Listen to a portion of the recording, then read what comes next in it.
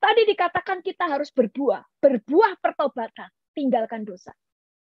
Semua yang okultisme, kemudian mendewakan pendeta-pendeta, bukan nggak boleh menghormati mereka ya, tetapi jangan mencari mereka lebih dari saudara mencari Tuhan. Kemudian jangan menjadi orang yang merusak pelayanan, tobat. Jangan suka memindahkan jemaat dari gereja satu ke gereja yang lain.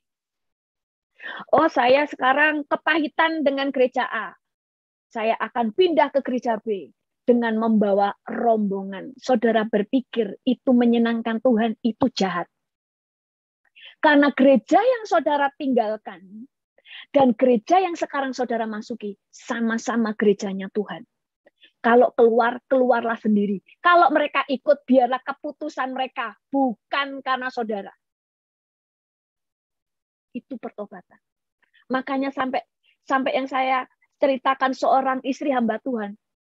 Suaminya pendeta, saudara. Tapi istrinya dihukum Tuhan. Sampai Tuhan berkata, dia tidak akan sembuh. Tapi dia harus bertobat. Setelah dia bertobat, dia mati.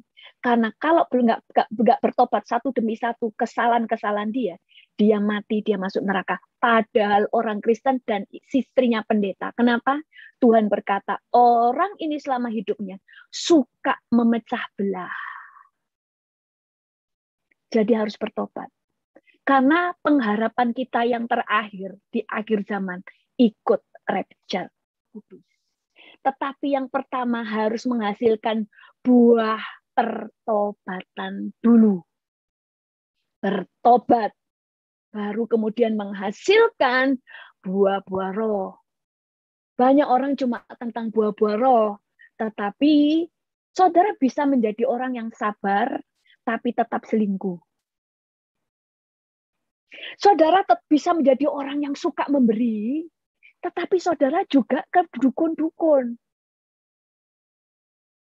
Makanya harus ada buah pertobatan, kemudian buah-buah roh.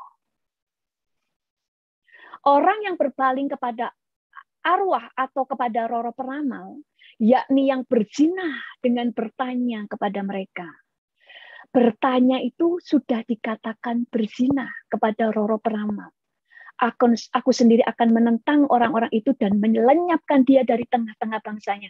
Kalau orang-orang datang kepada peramal, dikatakan Tuhan akan dilenyapkan, kira-kira dia bisa rapture? Nggak mungkin.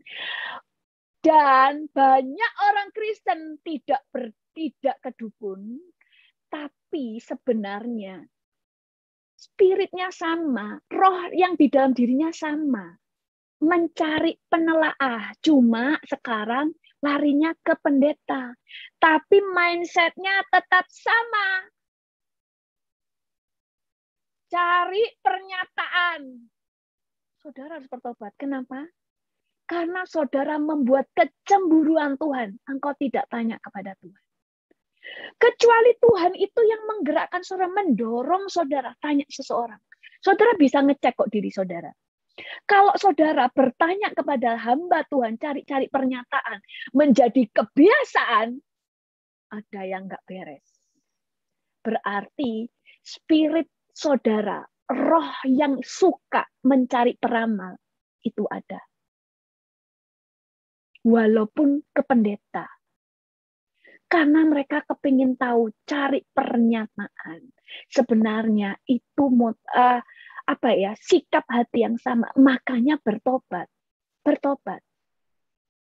Ada saat-saat saudara dalam pergumulan, saudara berdoa, saudara kemudian minta kepada orang lain, misalnya mungkin ada Tuhan pesan sesuatu kepada saya, ya boleh, tetapi tetap jangan itu yang terutama, ya ngerti ya. Saudara harus tetap berdomol, doa kepada Tuhan, koreksi apa yang salah, belajar sesuatu. Sekali lagi, carilah kerajaan Allah dan kebenarannya. Kebenaran itu cari tahu jalan-jalannya.